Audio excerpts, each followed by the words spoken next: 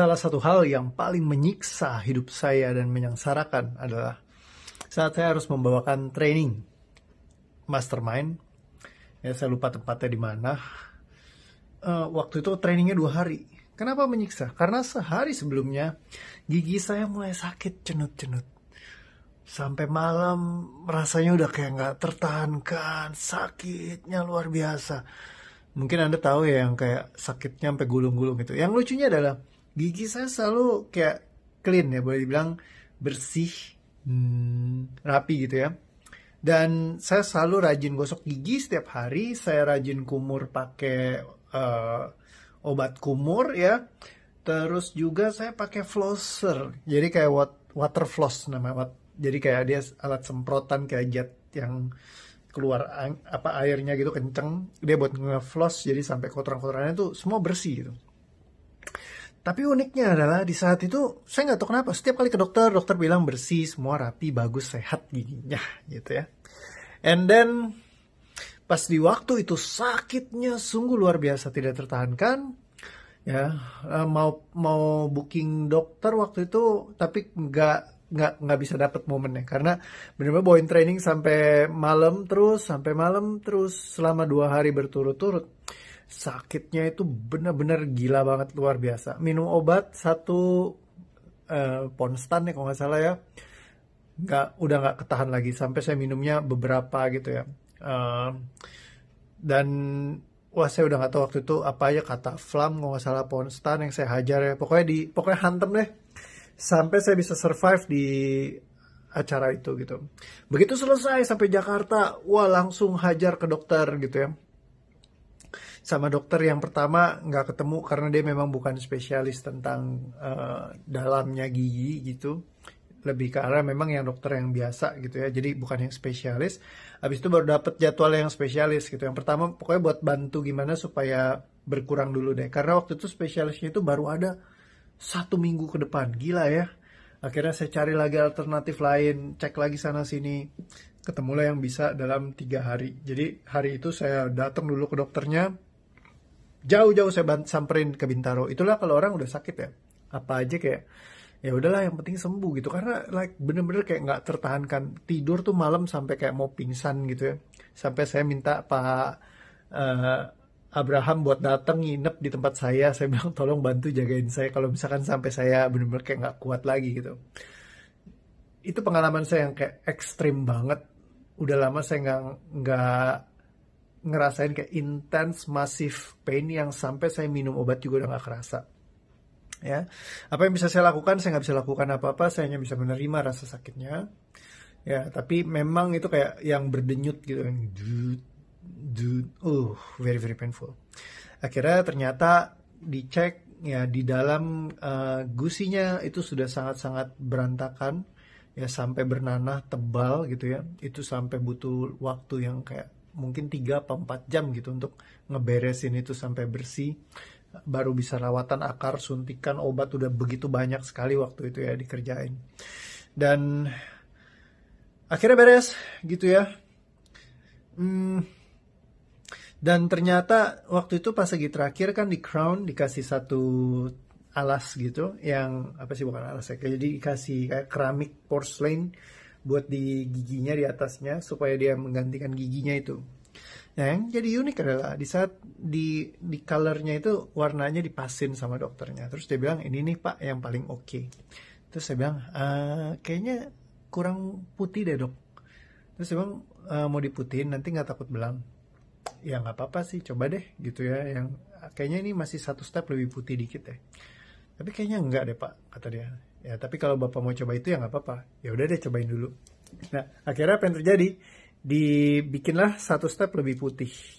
Ya saya pikir kalau lebih putih lebih bagus ya. Nggak taunya pas lagi jadi, pas dicocokin fit in, damn, warnanya terang banget. Jadi ada 1 gigi yang warnanya lebih terang dibandingkan yang lain. Ya gigi yang dikasih crownnya itu. Habis itu dibilang Pak mau gak buat di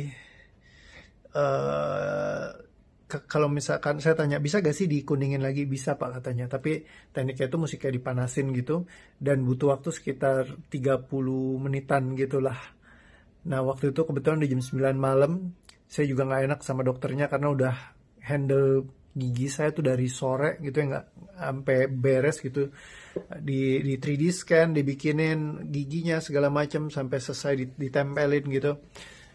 Saya pikir, kalau nunggu setengah jam lagi kesian ya, kayaknya udah terlalu malam. Ya udah, akhirnya saya memutuskan untuk ya udahlah, nggak apa-apa. Toh di kaca juga kalau dilihat nggak terlalu kelihatan gitu ya. Dan akhirnya satu gigi saya yang ini warnanya lebih putih daripada yang lain. Dan boy, penyesalannya luar biasa. Saya pengen banget kalau waktu itu boleh kembali lagi, saya akan memilih, dok boleh gak saya izin banget, izin seizin-izinnya untuk kasih saya waktu setengah jam itu biar giginya benar-benar warnanya sama. Well, actually itu pengalaman ya dalam kehidupan. Terkadang kita nggak enakan sama orang, sehingga kita jadi kalah sama rasa nggak enaknya. Jadi akhirnya kita sendiri mau membahagiakan orang lain, tapi akhirnya kita sendiri jadi nggak bahagia.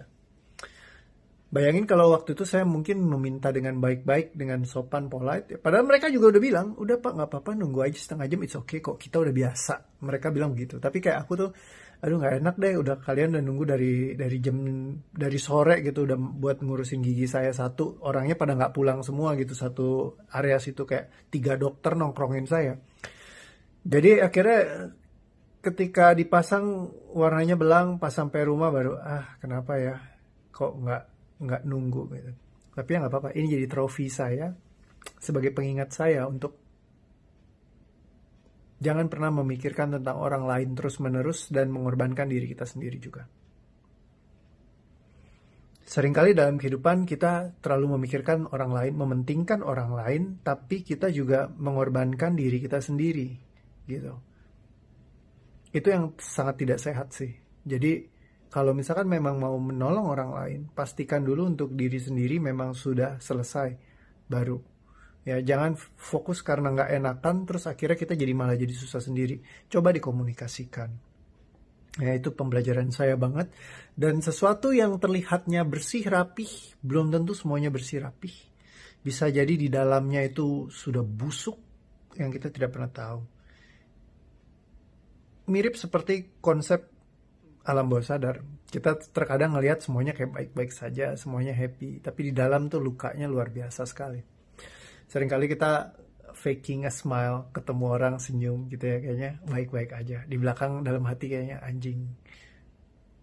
Kayak nggak enak banget gitu. Atau kita ngelihat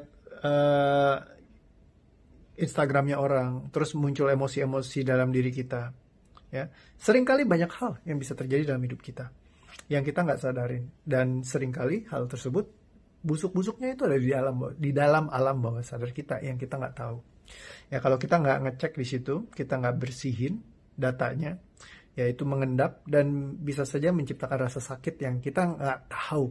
Kok bisa sakit ya? Giginya kelihatannya baik-baik saja, semua putih bersih, di dalamnya sudah hancur lebur.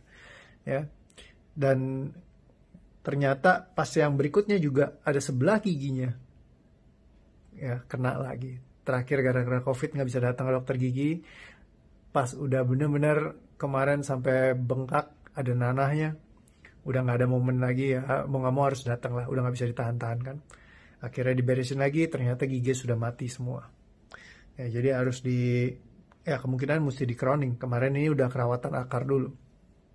Ya jadi seringkali kejadian seperti ini kayak tidak terduga, kita nggak tahu. Semua di permukaan kelihatannya bersih, kelihatannya bagus. Waktu itu juga dokternya juga bilang, gila sayang banget ya, ini gigi itu benar-benar bersih banget gitu. Tapi sampai dia bisa mati gitu.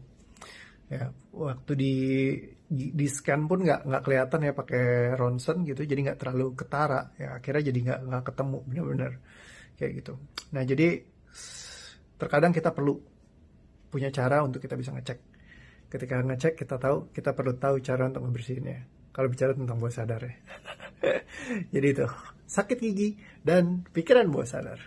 Ya hopefully bisa belajar sesuatu dari situ. Jangan sampai kita nggak enakan jadi mengorbankan diri kita sendiri. Dan juga kita perlu hati-hati, apa yang terlihat bersih putih belum tentu di bawahnya bersih juga. Termasuk saya, kelihatannya mungkin rapi bersih, belum tentu juga seperti yang Anda lihat. Oke, see you again. Thank you ya udah lihat video ini. Dadah.